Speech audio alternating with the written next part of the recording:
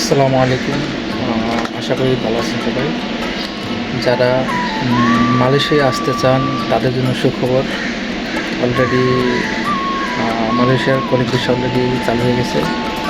তো যারা মালয়েশিয়া আসতে চান এই সুযোগে আসতে পারবেন। তো বর্তমানে মালয়েশিয়ার রিঙ্গিতের রেটটা একটু বেশি, যার কারণে গতবারের চাইতে এবার একটু খরচটা একটু বেশি পড়বে।